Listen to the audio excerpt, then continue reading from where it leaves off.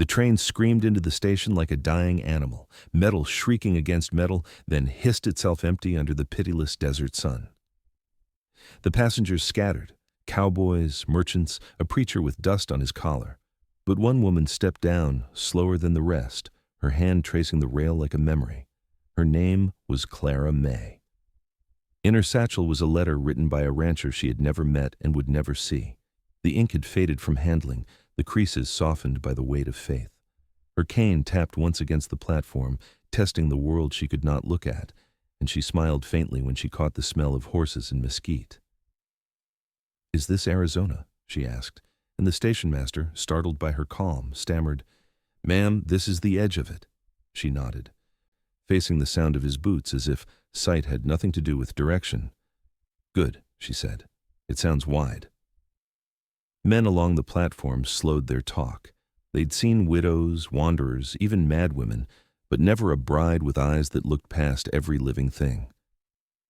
Her letter said, Ellison Ranch, yet no wagon waited, no man carried flowers, only the wind moving through sage. Then, from the far end of the platform came another sound, a horse stepping through silence, hooves steady, rhythm like a heartbeat that refused to hurry. The rider dismounted, tall, lean, hair black as crow feathers, a single white plume braided near his ear. The crowd went still. He was Apache, and that was enough for whispers to start. But he ignored them, walking toward her with the patience of someone who had already been judged too many times. "You are waiting," he said quietly. She turned toward his voice, her blind gaze landing exactly where his shadow fell. "I was told someone would claim me." "They sent me," he answered. His tone was neither apology nor boast. "You don't sound like a rancher." "No," he said, and for the first time in months a smile reached his eyes. "But I can see the road he forgot to walk." She tilted her head, listening to that smile. "You're not afraid of me?" he asked. "Only of never being seen," she whispered. He exhaled through the dust, the words cutting deeper than any blade. "Then let me be your eyes." The train gave a long, final sigh behind them, and even the wind seemed to hesitate. Around them, men looked away, because something sacred had just happened, and they didn't have a name for it. He took her hand carefully, calloused fingers closing around hers with a gentleness that surprised even him. "What should I call you?" she asked. "They call me Dakota," he said. "It means friend to all." "Then I'll trust it," she murmured. Together they stepped down from the platform, her cane tapping in time with his stride. The road ahead stretched white and merciless, heat rising like ghosts from the sand, but she walked steady beside him, unafraid. At the edge of town, where the desert began, Dakota paused. "You can turn back," he said softly. "There's nothing kind beyond this point." Clara smiled, face tilted toward the light she couldn't see. "Then it will be easier to imagine the kindness." He looked at her again, really looked, the tilt of her chin, the fragile defiance in her small frame, and something inside him shifted, the old bitterness breaking like thin ice. Behind them, the bell of the departing train echoed once, fading west. In front of them, the horizon burned gold, and as they began the long walk toward the mountains, the people on the platform could still hear his voice carried by the wind. "She cannot see the sun, but she walks as if she remembers where it rose." The road stretched pale and endless beneath the morning heat, a silver ribbon of dust winding toward the horizon where the mountains waited like old gods. Clara May walked beside the Apache warrior with her hand resting lightly on his arm, her cane tucked away now that she had found something steadier to follow than sound. The desert had a voice of its own, a low hum of wind, the rattle of unseen insects, the sigh of sand shifting underfoot, and she listened as though it were reading her a letter from the earth itself. "You're quiet," she said softly. "Silence walks better here," Dakota replied. His voice carried the calm of someone who'd made peace with the land long before making peace with men. She smiled faintly. "Then I'll learn to walk like silence, too." They moved in rhythm, step for step. Her blind eyes turned toward the light that burned across the sand. Once, her cane struck a stone and she stumbled, but his hand caught her shoulder before she fell, firm yet patient. "You hear everything," he said. "How?" "Because sound is the only truth that doesn't lie," she answered, her tone gentle but sure. He studied her for a long moment, thinking of how men with sight often saw nothing, while this woman without it seemed to see the world exactly as it was meant to be seen. When they reached the ridge, the wind shifted, bringing the smell of smoke and horse sweat. "We'll rest soon," he said. "The sun punishes mercy after noon." She nodded. "It feels close, like it wants to burn through my skin."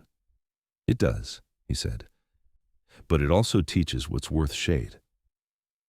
They found a cluster of rocks that caught the wind just enough to feel alive without biting. He built a small fire from dry mesquite branches, coaxing flame from flint with hands that remembered war, but now practiced gentleness instead. Clara listened to the crackle, the small breath of heat, and tilted her head. "It sounds like laughter trying to begin again," she whispered. "It remembers," he said simply. She reached her fingers toward the warmth, stopping just short of the flame. "My mother used to say fire and faith speak the same language." "Your mother was wise." "She died before I could see her face," Clara said. "But I remember her hands." The silence that followed was not heavy. It was reverent, like the space after prayer. Dakota fed another branch to the flame, his eyes softening. "Where I come from," he said, "we bury our dead facing east, so they rise with the light." "Then she rises every morning," Clara murmured. He looked at her then, realizing that for the first time in years, his own ghosts had stopped whispering. The sun lowered slowly, painting her hair with gold, and though her eyes could not see it, her face turned toward it, as if remembering something older than sight. "You can't see the sky," he said, "but it follows you anyway." She smiled, the faint curve of peace finding its place. "Then maybe it remembers my name." He watched her listen to the desert, her stillness more powerful than any prayer he'd ever known, and when the wind passed between them, it carried the same word he had heard once in a dream, Tahan, meaning light that walks without fear. By the time the sun bled into evening, the sky had turned copper and violet, and the mountains stood like silent witnesses to their slow approach. The wind had cooled, brushing against Clara's face with the kind of tenderness that belonged to places untouched by cruelty. She could smell the change before she heard it, the faint smoke of distant fires, the rhythm of drums softened by distance, the laughter of children that rose and fell like water against stone. "We're close?" she asked. "My people wait beyond that ridge," Dakota said. "They've never seen a bride walk into camp holding the hand of a warrior." "Then they'll see something new," she whispered. As they descended the trail, Clara could hear the shift in the wind, voices carrying stories, the sound of horses nickering softly, a language she couldn't understand but somehow felt. The camp came alive in pieces, the beat of the drum, the smell of roasted corn, the hush that followed when they entered. Every face turned to see them, some curious, some cautious, a few hard with the weight of memory. Dakota stopped before the largest fire where an older woman sat, her braids streaked with gray, her eyes steady as flint. "This is Nima," he said quietly. "She raised me when my mother died." Nima's gaze swept over Clara, not unkind but measuring. "She cannot see," the woman said, "yet she walks as if she knows where she's going." "She does," Dakota answered. "The earth tells her." Nima studied Clara for a long breath, then motioned her closer. "Sit," she said. Clara knelt by the fire, feeling its warmth trace her fingers. "I can hear the sparks," she said softly. "They sound like children laughing." A small smile tugged at Nima's mouth. "You hear true." Around them the tribe watched, the hush thick as prayer. "Does she fear us?" someone murmured. Clara turned toward the voice. "No, I fear only the things that make people forget kindness." That answer rippled through the circle like wind through grass. Nima leaned forward, her tone gentler now. "The fire will test her," she said. "If it spares her touch, she belongs." Dakota's breath caught. "Nima," but the woman raised a hand. "The fire judges no one. It only remembers." Clara reached out, palm hovering above the flame. Heat shimmered, stinging, then softened. She didn't flinch. The fire flickered once, then settled, burning low and steady. The onlookers murmured approval. "It accepts her," Nima said. Dakota exhaled, shoulders loosening for the first time since morning. Clara smiled faintly. "I told you it sounds like laughter." "Then tonight," Nima said, rising to her feet. The camp will laugh with you. Someone brought bread and broth. Others placed feathers near the fire, a sign of welcome. As the stars climbed high above, the drums began again, slow and deep. Dakota sat beside her, watching the light play against her pale face. Do they trust me? She asked. They will, he said. You've already done what sighted people never do. You saw them before they spoke. The drumbeat deepened, the fire swayed, and somewhere in the distance a coyote called once, low and clear. It sounded to him like the world beginning again. The morning broke soft and amber, light spilling over the camp like a secret the world had forgotten how to share. Smoke rose thin from the embers, and somewhere a flute played a tune so gentle it felt like breath. Clara woke to the sound of it, her head resting against a folded blanket that smelled faintly of cedar and horsehair. For a moment she didn't know where she was, only that the air was kind, and the silence wasn't empty. Dakota sat a few paces away, sharpening a blade against stone, his movements slow, deliberate, peaceful. You don't sleep much, she said. The land doesn't, he replied. She smiled, her blind eyes turned toward the music. Does it ever stop watching you? Only when I forget who I am, he said quietly. The wind carried their words toward the river, and Clara listened as though she could hear the water thinking. Why did you come for me? She asked. Dakota paused. Because a man in town paid me with shame, he said. He said a woman was waiting who couldn't see her own future. I thought maybe she could see mine. She tilted her head, trying to read the tone behind his words. Do you regret it? He sheathed the knife, stood, and walked closer until his shadow fell across her. Not yet. He handed her a cup of warm tea, and she traced the rim before drinking, smiling at the sweetness. You're learning kindness. I'm remembering it, he said. There was a time I thought mercy made a man weak. Then I found you standing on a platform, listening for a voice that would never lie. She blushed faintly, the color rising like dawn beneath her skin. You speak as though I'm a sign. Maybe you are.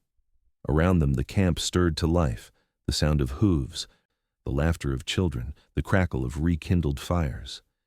Nima appeared with a woven cloth in her hands, laying it across Clara's shoulders.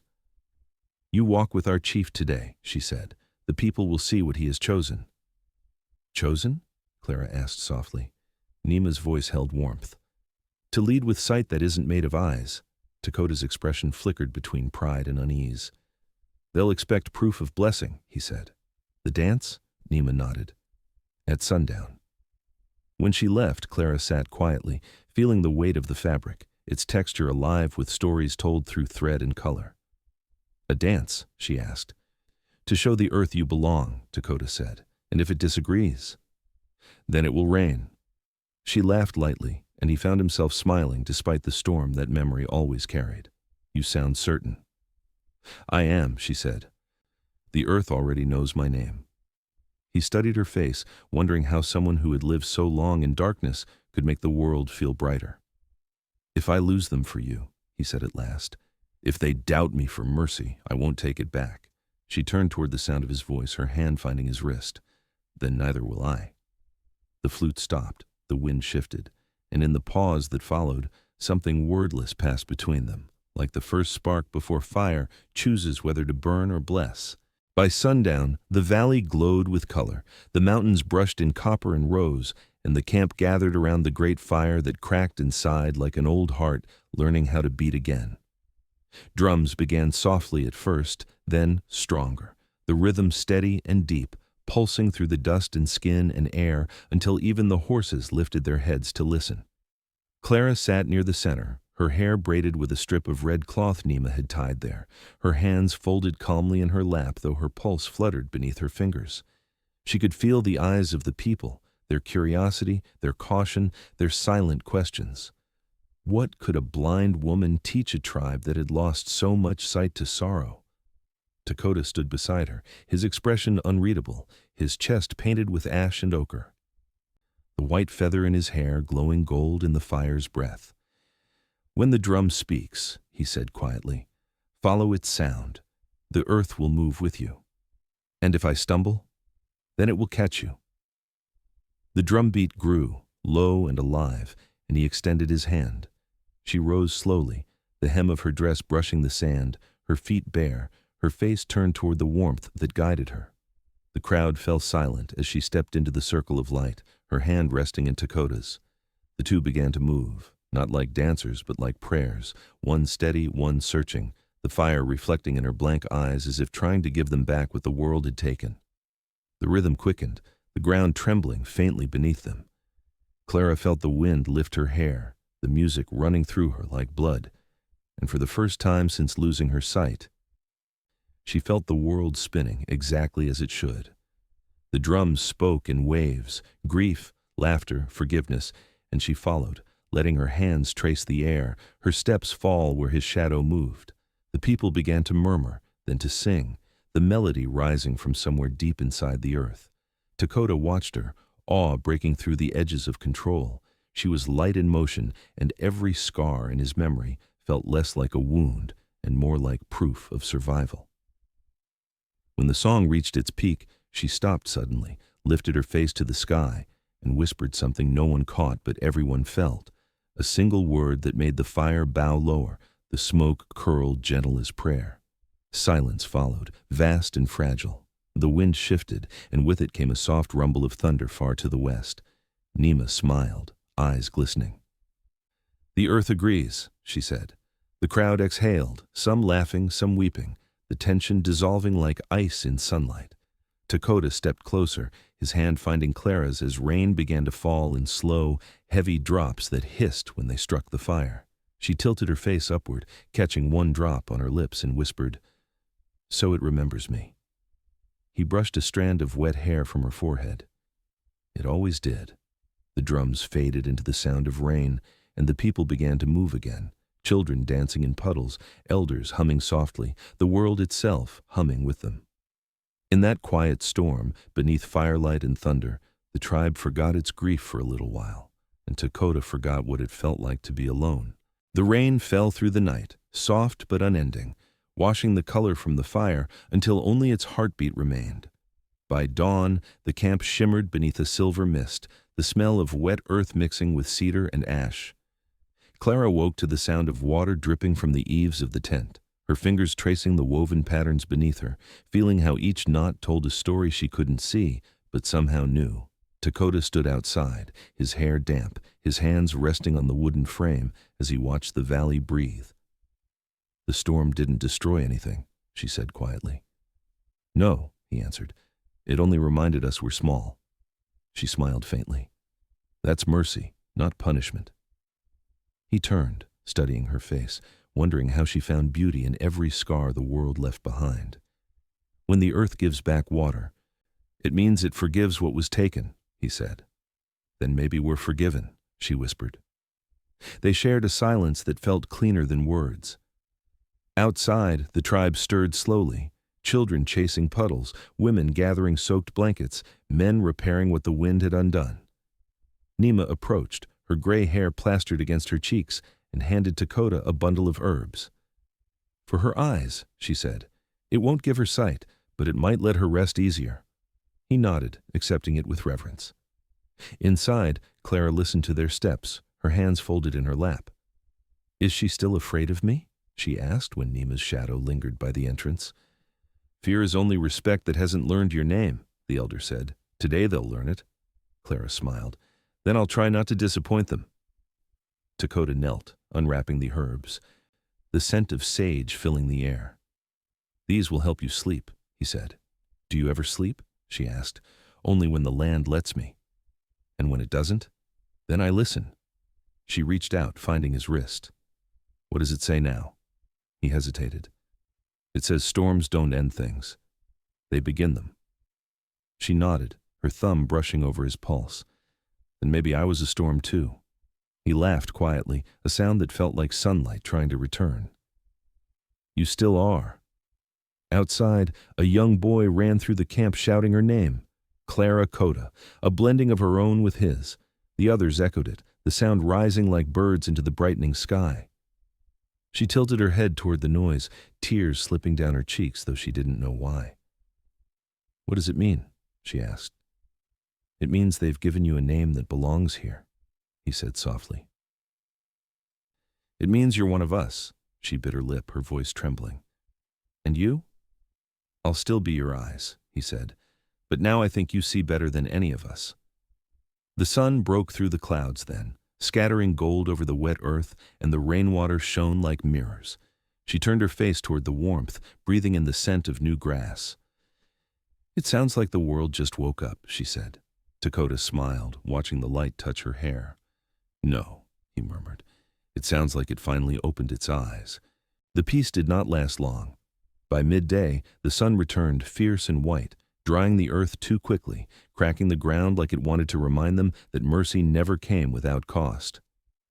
Riders were spotted near the southern ridge, 4 of them, strangers on pale horses carrying the stiff posture of soldiers. Dakota saw the dust first, then the metallic glint that betrayed their weapons. Fort men, he muttered. They've found their way here. The tribe grew uneasy, gathering children and pulling waterskins closer.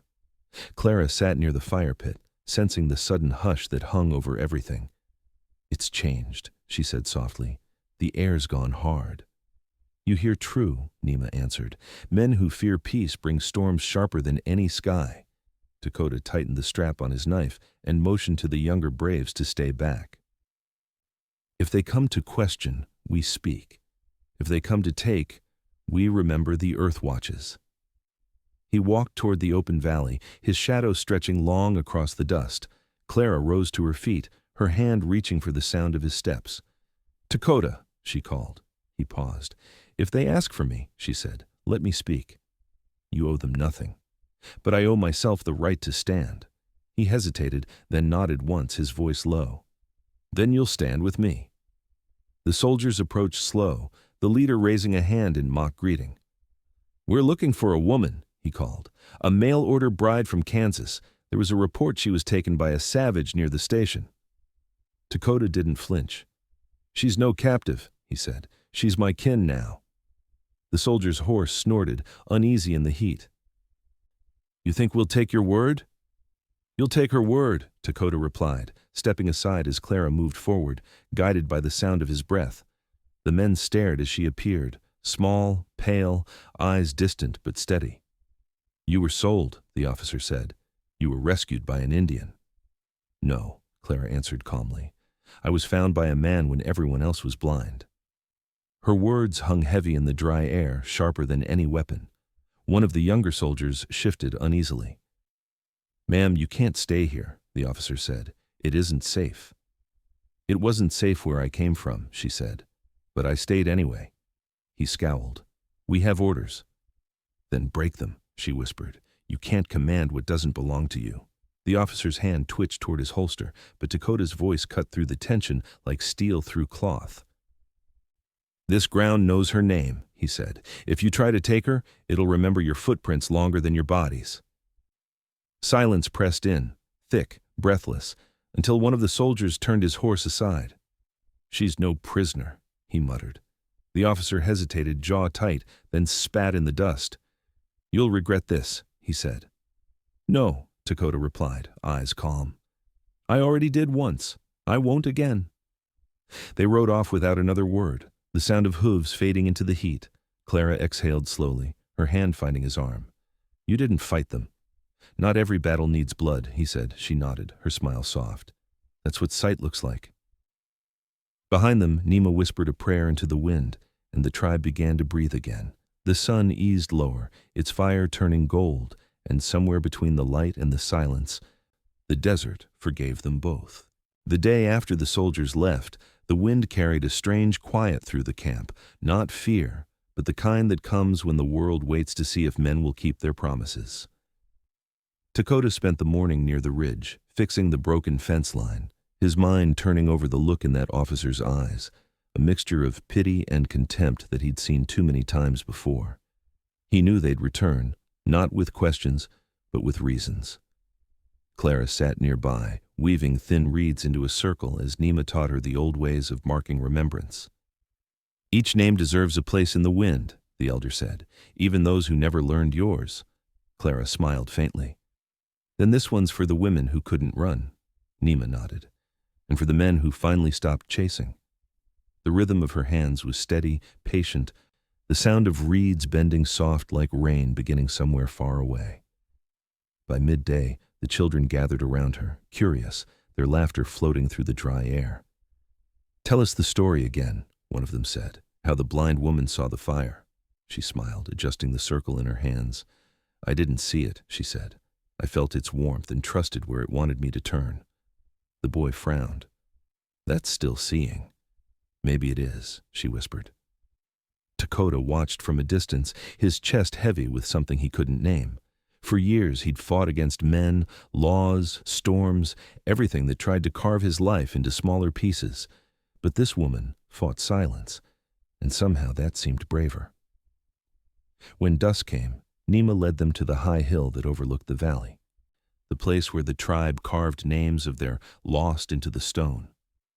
The air was cool, the sky lit with the first shy stars. "Each mark is a promise," Nima said, "to remember, not to mourn." Clara knelt beside the rock, her fingers brushing over the shallow grooves.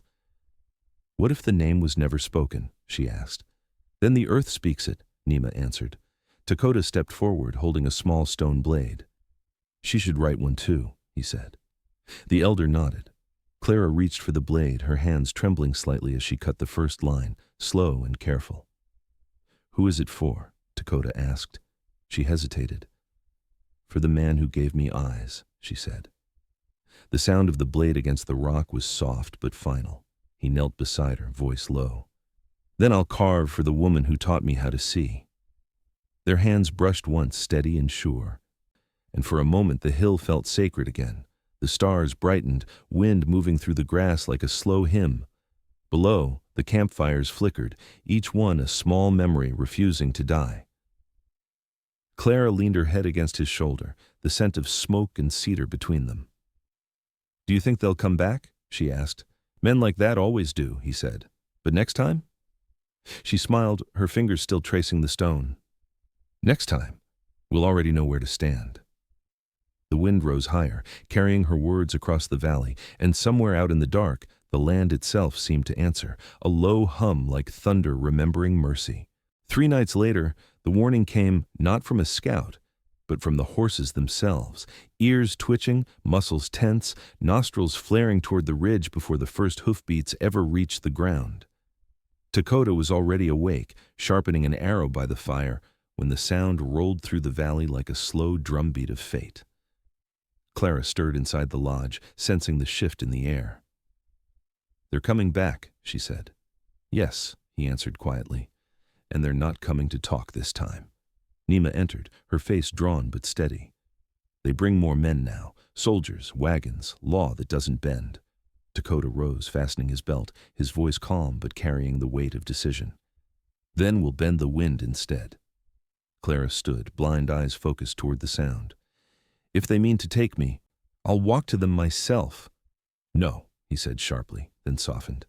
"The last thing a wolf does is deliver its lamb." "I'm no lamb," she replied, her tone steel-wrapped in grace.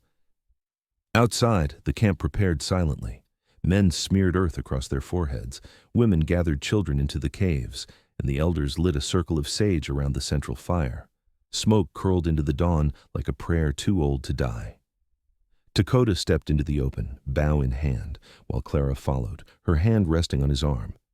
The first line of soldiers appeared through the dust, 10 men, rifles at their sides, faces tight with duty. The same officer from before rode ahead, eyes colder now. "You were warned," he said. "We don't warn," Dakota answered. "We remember." The officer raised his hand and the rifles lifted. Before he could speak again, Clara stepped forward, her voice clear and strange against the hush. "You call this law?" she said. "To steal what you couldn't see the worth of until another loved it?" The man blinked, thrown off by her calm. "Ma'am, this isn't your concern." "It's every soul's concern," she said. "You don't see darkness until you've lived inside it." The wind shifted, carrying the scent of rain again, the same storm they thought had passed. The officer hesitated, his horse uneasy, eyes flicking toward the horizon where clouds were forming fast. "We're here for you," he said finally. "And I'm still here for them," she replied. "That's the difference." Dakota's hand brushed her shoulder. "Go inside," he whispered. "No," she said. "If they fire, let them look into the eyes of what they're killing." The officer's jaw tightened. For a heartbeat, the world stood still. The soldiers waiting, the tribe watching, the earth itself holding its breath. Then the thunder broke. A gust of wind tore across the ridge, sending dust into the soldiers' eyes, blinding them in an instant. Horses reared, rifles clattered, and in the chaos no one fired. Dakota moved fast, pulling Clara behind him as lightning split the sky wide open. "It's the same storm," she whispered. "It remembers." "So do I," he said. Rain poured down, drowning the dust, washing the ground clean. When it cleared, the soldiers were gone, retreated into their own fear, their shouts fading with the thunder. The tribe gathered silently, faces turned upward as the rain eased into quiet mist. Clara stepped forward, lifting her face toward the sky. "You said storms begin things," she murmured. "This one just ended something too." Dakota watched her in the dim light, her hair wet against her skin, and for the first time since his father's death, he knelt. "Then maybe mercy's the only law worth breaking," he said, and she reached for his hand, finding it without looking. The storm passed like a blessing too large to understand, leaving behind air so clean it felt like beginning again. Dawn came slow over the valley, gold spilling across wet grass and smoke lifting gentle from the last embers of the fire. Clara stood barefoot on the soft mud, her face turned toward the horizon, her hair damp, her hands open as if she could hold the sound of the world waking. Dakota stepped beside her, quiet as the wind itself. "It's over," she whispered. "No," he said softly. "It's just calm enough to remember." The tribe moved through the morning in silence, women hanging blankets to dry, children chasing the last puddles, men rebuilding the fence the storm had torn down. Nima sat near the fire pit, murmuring a prayer of thanks to the clouds, and when she saw Clara, she smiled with a knowing only the old carry. "The world looks different now," Clara said. "It always did," Nima answered. "You just learned how to see it." Dakota watched her turn her face toward the light, and for a moment he forgot that her eyes were blind. She tilted her head toward him. "The river's talking again," she said. "It sounds happy." "It is," he murmured. "It's learned to carry peace without drowning." They walked together to the ridge where the wind sang through the rocks, and below them the land stretched wide and green, the scars of the storm already blooming into wildflowers. "What will happen now?" she asked. "We live," he said. "And you?" "I see," she whispered. He looked at her, the corner of his mouth curving in quiet awe. "Then the world's a lucky place." She laughed softly, that sound of sunlight through rain. "You promised to be my eyes," she said. "Do you still mean it?" "Always," he said, "but I think you've already shown me more than I ever saw." The wind picked up, carrying the smell of cedar and river moss, and a hawk rose into the bright sky, its cry echoing through the hills. Clara reached out, her fingers tracing the air. "It feels like the sky's smiling," she said. "It is," Dakota replied. "It's watching two souls who finally remembered what mercy looks like." He took her hand, their fingers closing as the sun climbed higher, touching the wet earth until everything shone. The tribe gathered behind them, quiet and still, as if the morning itself had paused to listen. Clara lifted her face toward the warmth, her lips parting in a whisper carried by the wind. "Then let it stay," she said. And for once, the world obeyed.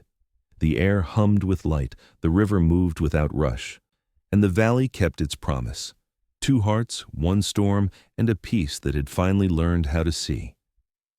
If this story reminded you that redemption doesn't come easy, but it always comes for those who choose mercy, then share it so others remember too. Subscribe to Redemption West, where every wound learns to heal, every silence learns to speak, and every story proves that love still builds. Would you have stayed beside someone who couldn't see, but still saw your soul? If you felt this story, like, share, and subscribe to Redemption West, where mercy always finds a way.